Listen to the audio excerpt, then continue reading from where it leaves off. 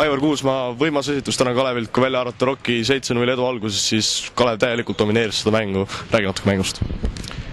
Jah, et see võib mingil määral ka petlik olla, et me ei saa nagu mõelda, et nüüd see vahe nagu reaalsuses ongi nii suur, sest et Rocki visketabavus oli suhteliselt nigel ja me peame sellega arvestama, et teine mäng nad võivad neid kolmesid sisse visata. Et ma usun, et mõlemad võistkonnad teevad nüüd omad järeldused ja laupäeval tuleb jälle tuline andmine. Kui palju teid üllatas üldsegi, et lõpuks tabloole nii suur vahe jäi? Noh, mis ma oskan öelda, et võib-olla mul ei ole veel jõudnud kohale, et see vahe oli üle 20 punkti, aga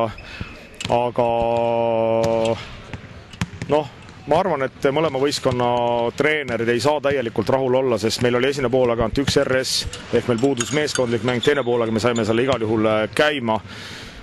Ja võib-olla siis, kui teine poolega mängisime vähe meeskondlikumalt, saime ka natukene lihtsamaid korve kui esine poolega. Võrreldes poolfinaalidega oli algkoosseisus vahetus, Reimo Tamm alustas Tanel Sokku asemel, et millest selline algkoosseisus vahetus?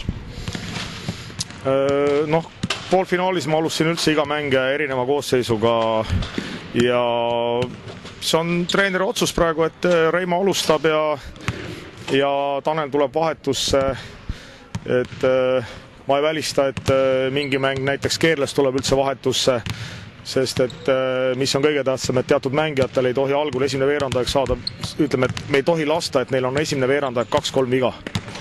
Et me peame hoidma oma põhimehed ikkagi viimaseks 8 minutiks. Täna kandsid põhiraskust 8 meest, kuigi Marko Riis, kes näitas poolfinaalis suhteliselt head minekut ja täna lühikeste minutitega tegi ühe väga suurepärase söödu, ühe väga suurepärase pealtpaneku, et kas talle selles finaalseeres üldse jätkub minuteid? Ma usun küll, et jätkub, et noh, mingi hetk esine poolek mul oli mõttes ta ka korra lükata Džinni peale, aga Gregor sai hakkama ja Džinn oli nagu nulli peal, et mul ei olnud nagu reaalselt seda vajadust, et tõenäoliselt kui mingil mängul nagu Džinn hakkab rohkem pahandust tegema, siis loomulikult ma viskan Marka kohe talle peale ka. Kas te ise ka saite lustida neid pealtpanekuid, mis siin viimasel verandal olid lausa nii-öelda NBA tasemel pealtpanekud 2 tükki, et oli päris ilus vaadata? Jah, ütleme, et eks need teevad treenerile rõõmu, kui mängijad ikkagi lähevad vihaga ja panevad pealt, et jah, neid ma sain küll selles mõttes lustida ja nautida. Kuidas publikuga laulu olete, et tundub, et nii kõva häält pole Saku Suurelist tükk aega tehtud?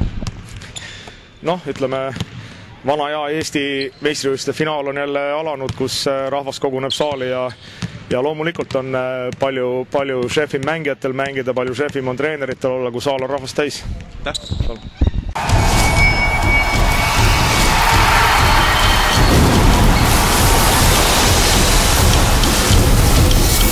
Riobet.